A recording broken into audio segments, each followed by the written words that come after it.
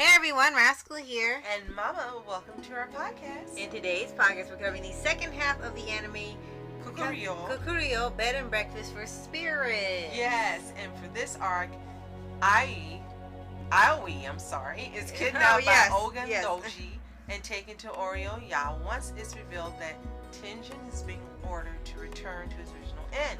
And she ends up having to deal with these new ayakashi, who aren't nearly as friendly towards humans as the ones from the Bed and Breakfast for Spirits. Right. And before we start, be sure to like, subscribe, notification bell updates of future podcasts, and we'll pause videos. Absolutely. And I really enjoyed the second part, and we learned that it was the second part. First we thought it was the second season. Right. And we learned that this is all one season, and we're hoping there's a season 2 that's going to come out. Yeah, because people have been asking if there was one. It's not really a super well-known anime, but clearly there were people asking that did watch if there will ever be a season 2, because the way this season or story ends, you can tell it's not completely done. Definitely. It's sort of like with Oron or Maid Sound, where you know there's supposed to be more to the story. So the first part, she had her challenges within the Bed and Breakfast of Spirits with the people who work there. And they got to know her, and they got to love her, and as it said, she got taken to the east. Yeah, the eastern end. Right, and now she's having all these issues with them like she had at the first one, except for some of the ayakashi here are very evil. They want to destroy her. Oh gosh, and want her out of the realm. They want her to go back to the Earth realm. Yes. So yeah, they're more aggressive in here. I mean, you got one or two nice ones, but there's not many. So it's almost like starting from scratch again with gaining their trust. They even wanted there in the first place, but she refused to leave without him because he's important to the other end. And that's the Nine Tails, in case you don't remember. Right. You can turn into seven different. It is 9. That's why it's not Nine Tails. Okay. Isn't it? So you can turn into 9 different versions or forms, right? So okay, yeah, it would be funny. His name's Nine Tails, and what? He has 7 versions. Wait a minute. If I'm the other two. So yes, she refuses to leave without him, and you find out his story, his backstory is more complicated and really quite interesting. Yes, and as you introduce to these new characters, like I said, it's kind of like starting from scratch again with gaining the trust and everything. Only they're not, like you said, they're not as friendly as the ones from the other end, because there are times when they kind of go back and forth between the eastern and the western end. For the western end, her little mini restaurant is still there, and the ones that kind of had an issue with before, their opinions have changed since she fed them and showed compassion towards them, and they're just kind of like, no, I'm not doing anything here. Why are you cleaning the counter? Oh, just bored, okay? And then they've escalated into them just cleaning the entire restaurant for when she comes back. It's like, you do know she's probably not coming back. She's like, don't say that! Now, in here, you've got a couple of arcs that are going on, and in one is pretty interesting. She meets this couple where the wife actually was human, and she married an ayakashi. Yes. And her life is extended longer than it would have been just being in the earth realm. Right. And she ends up cooking for them by request, and the woman cries because she's so happy because she hasn't had food that she was used to. Right. Before she became, I guess, part ayakashi. Yeah. And so that's interesting, and they're very wealthy in this realm, so they tell other people about her, and more people go to that end to eat.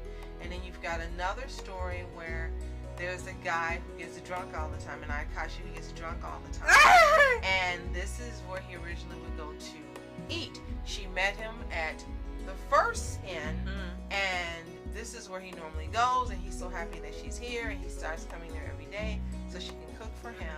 And then, of course, you got the Tenjin arc, yes, where we learn his backstory, and that the inn owner here is actually his brother, and their backstory. Right. And then you have the ogre she's been promised to and supposed to marry. She keeps saying she's not, but now she doesn't say that anymore. Yeah, oddly enough. And he sneaks and brings her food so that she can make the meals.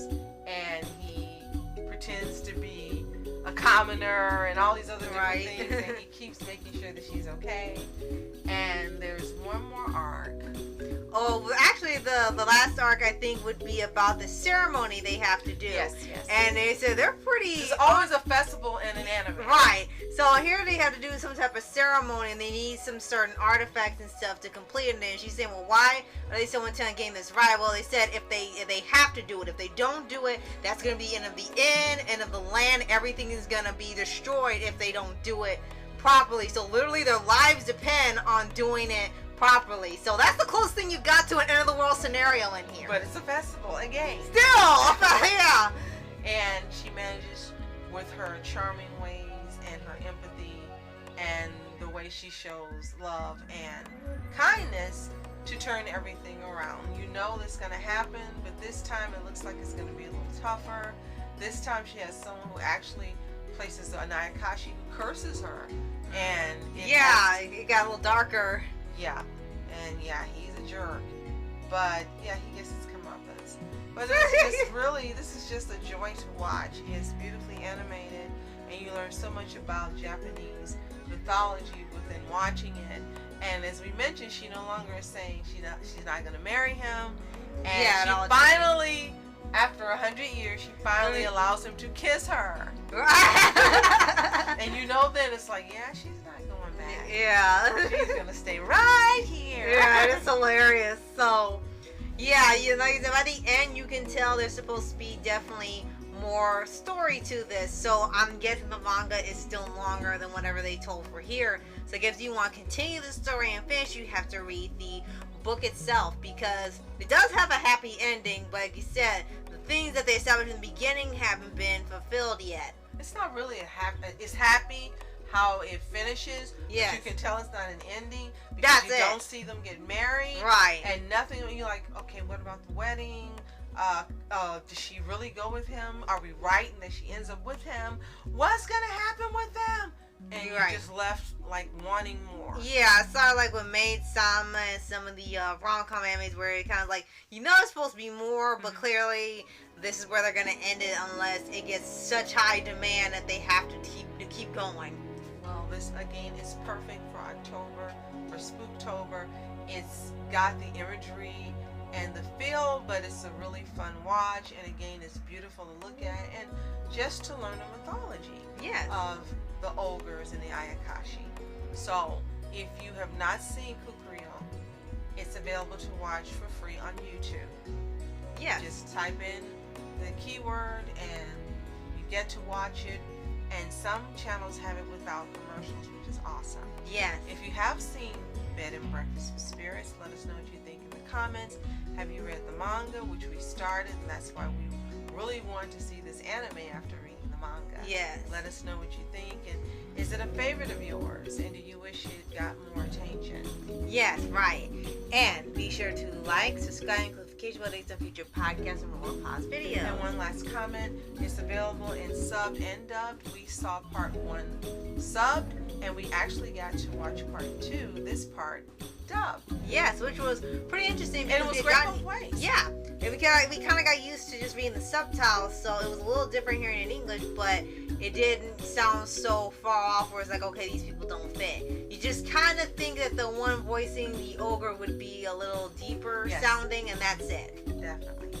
So, thank you so much for watching. I'm Oscar Entertainment. And I'm Mom Entertainment. Have a fantastic day. Peace.